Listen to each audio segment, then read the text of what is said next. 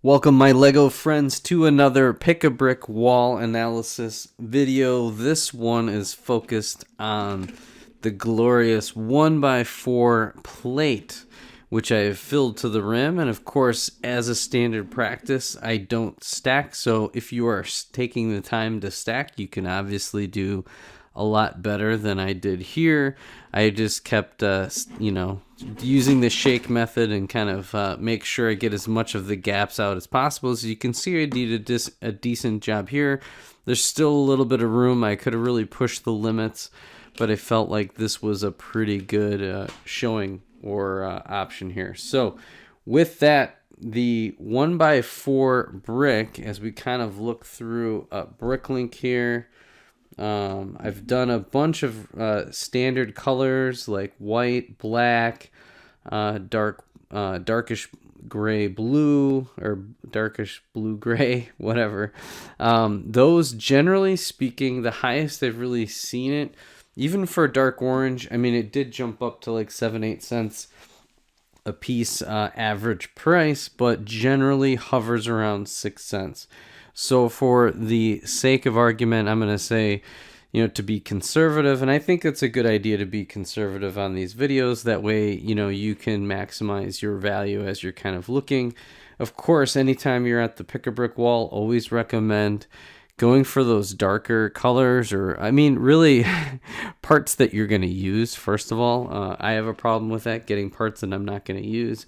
In fact, I went to the pick a brick store today and I ended up getting a small set instead, because the pick a brick wall just didn't have enough parts that I was like, man, I really am going to use this, right? Like this lime green, I mean, there's going to be a couple things that I could use it, but maybe not much. But anyways, moving on from that, essentially looking out for those unique colors is definitely will increase your value, I guess, that you're getting versus going online and buying the same thing.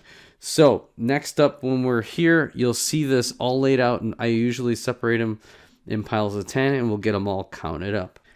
Okay, got everything all sorted out. We've got lots of piles here.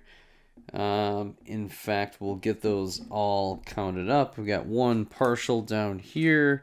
We've got 1, 2, 3, 4, 5, 6, 7, 8, 9, 10, 11, 12, 13, 14, 15, 16, 17, 18, 19, 20, 21, 22, 23, 24, 25, 26, 27, 28 plus the extra 6. So that's 28 times 10 is 280 plus 6, 286 plates.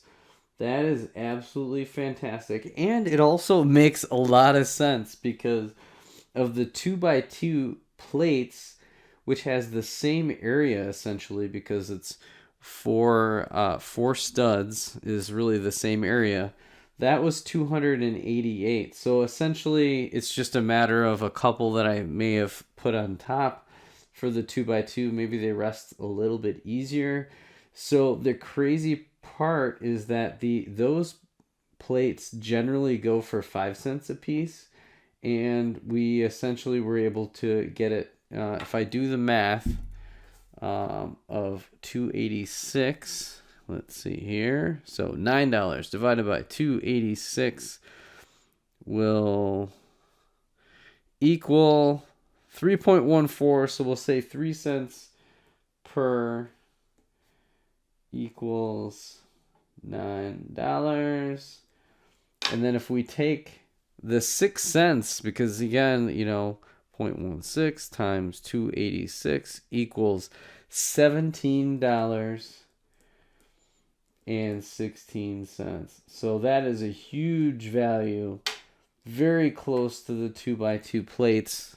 So essentially, if you see the 1x4, really, if you see the 1x3 plates, or you see the 1x4, the 1x3 plates were worth $19 per small cup on $9. So that one actually over doubled in value. The 1.4, the 1x4 plate had almost nearly just below double. So it starts to lose a little bit of value, but was actually a better value than 2x2, and maybe because there's just tons of 2x2 out there. I don't know if there's less 1x4s just on the market, and so that just that 1 penny difference adds a couple dollars of value when you're talking. Well, it makes a lot of sense because 286 times 1 penny is $2.86, and that's essentially about how much more value you get. So that extra penny means everything. And you get exactly the same amount of plates.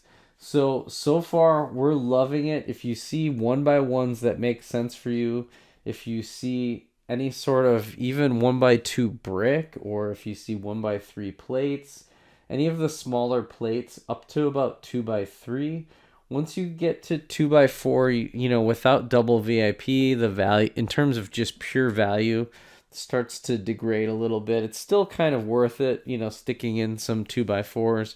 But again, if you can fill in the cracks with a few other bricks or plates that are smaller, it makes a lot of sense. So that is just awesome. I can't wait to keep on. I've got a few more left on the list to evaluate, and then we'll kind of do a deeper dive for beginners trying to look for where the value is in the brick that we all love. So with that, thank you so much. Make sure to like and subscribe. I'd love to hear your commentary, as always, on the Pick a Brick Wall and in how you best acquire new brick. And until next time, we'll catch you on the next Pick a Brick Wall video. Bye for now.